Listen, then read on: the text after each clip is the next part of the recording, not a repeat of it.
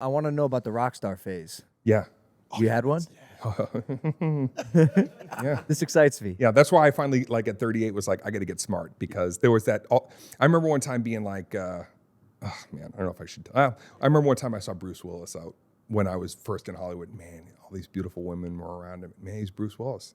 And fucking, Die Hard. Like, I saw Die Hard at the Burlington Mall when I was a kid, and I remember seeing that movie and being like, I want to be this guy. This is like unbelievable. In fact, my house now, I look at Nakatomi Plaza.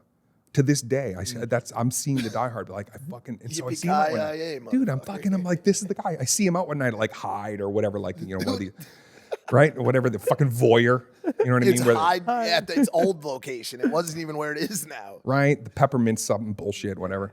And then I seen him like 15 years later in this place. Like on that night, it was a whole different vibe.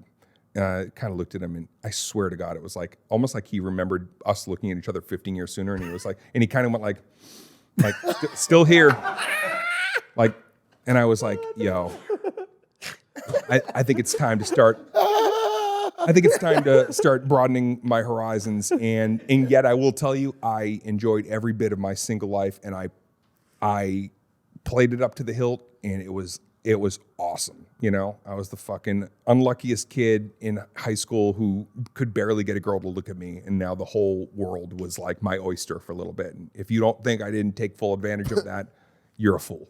I did. Damn, y'all got Bruce Willis out there. Yeah. We got Guy Fieri. That's like our Bruce Willis. Right. He's out there in Flavortown on the weekend. I get it. He's just fucking turning up. He's in dives and diners. Yeah, 100%. You know what I mean? Eating a fucking oyster dipped in fucking batter that's dipped in a fucking Chocolate bar. Right.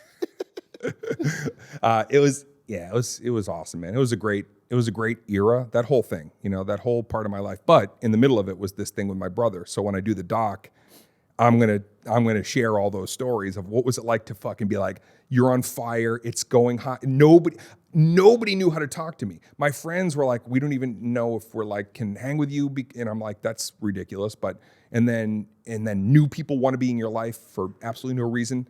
And in the middle of that fucking earthquake of a moment was this thing with my brother. So it was the pipe dream height of my career, coupled with the abyss of fucking tragedy and fear happening at the same time. Fascinating. Yeah, man, it's gonna be. I hope it's good.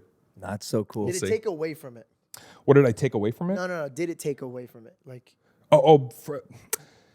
I thought at the time, I was like, oh man, I kind of had like a wise me. I felt bad, like, why is me? Why is this happening to me? But when I finally got back on my feet, I was like, I'm kind of glad that happened, because that actually just fucking kicked me out of like the haze of thinking I'm too important or whatever I thought I was for a little while. When there's no playbook and you're famous, and then you're kind of like, I guess it's just like, I call the shots. Like, this is my fucking simulation. I run this whole thing now.